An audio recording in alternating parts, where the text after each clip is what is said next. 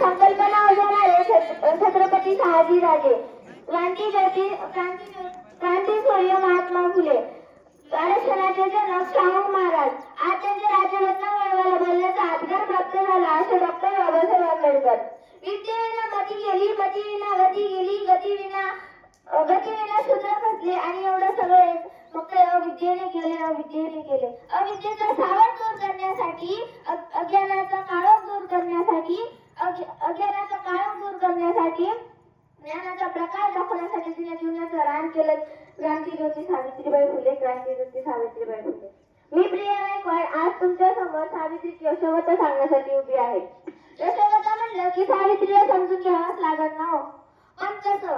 आपण सावित्री शिकली, सावित्रीने मुलींना शिकवलं, हे बोलायला खूप सोपं आहे हो. पण ज्या काळात मुलगी जन्माला येणं हेच पाप समजलं जात होतं, मुलगी 9 ते 10 वर्षाची झाली की तिचं लग्न एका म्हाताऱ्या व्यक्तीशी किंवा तिच्यापेक्षा 20-22 मोठा असणाऱ्या व्यक्तीशी तिचं लग्न लावलं जायचं. तिचं लग्न लावलं जायचं. मुलगी शिकली, साक्षर झाली तर कर्मठ लोकांचा तबला आल्याशिवाय राहणार नाही हे कर्मठ लोकांना माहित होतं, म्हणून तिला घरातच ठेवायचे. अशा या अंधर्मय काळामध्ये त्या वाघिणीचा जन्म झाला आणि त्या वाघिणीचं नाव म्हणजे क्रांतीज्योती सावित्रीबाई फुले. त्यांचं नाव जरी घेतलं तरी डोळ्यासमोर उभं राहतं त्याचं सुंदर प्रतिबिंब. एकदा सावित्रीबाई बाजारात गेल्या होत्या. ते तिथं जिलेबी खात उभ्या होत्या. तिथे एक व्यक्ती आला, त्याने त्याच्या हातामध्ये पुस्तक दिलं. ते सावित्रीने पुस्तक घेतलं, पण ते पुस्तक मला वाचता येत नाही, ते पुस्तक मला समजत नाही, ते पुस्तक मला समजलं पाहिजे, ते पुस्तक मला वाचता आलं पाहिजे. जे तिच्या मनामध्ये विचार आले, तिचं नाव सावित्री. सावित्रीबाईचं लग्न अवघ्या 90 वर्षी ज्योतिबांशी झाले. ज्योतिबांनी त्यांना खंबीरपणे साथ दिली, त्यांना लिहायला वाचायला शिकवलं.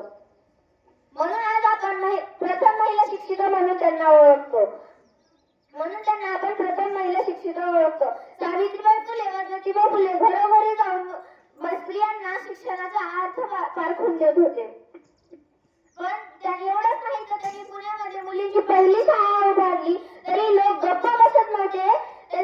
सावित्रीबाई शिकवायला जातात तरी त्यांच्या अंगावर शेण दगड फेकत होते, तरी सावित्रीबाई घाबरल्या नाही. त्यांनी त्यांचं काम चालूच ठेवलं. त्यांना असं वाटत होतं मुलगी आपला नाही तर मुलगी सबला आहे, आणि मुलगी आपला नाही तर मुलगी सबला आहे.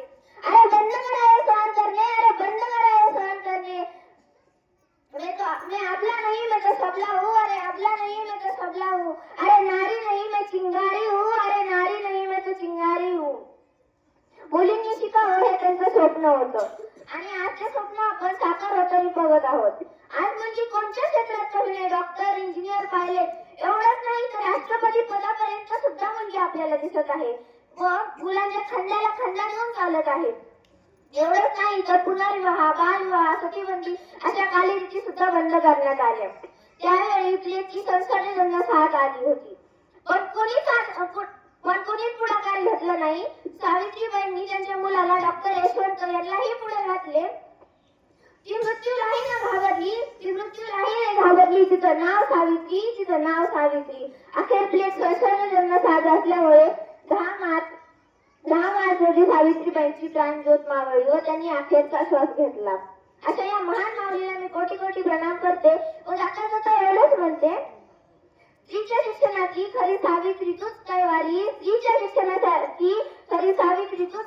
आज तुझ्यामुळे शिकते आज प्रत्येक नारी. धन्यवाद.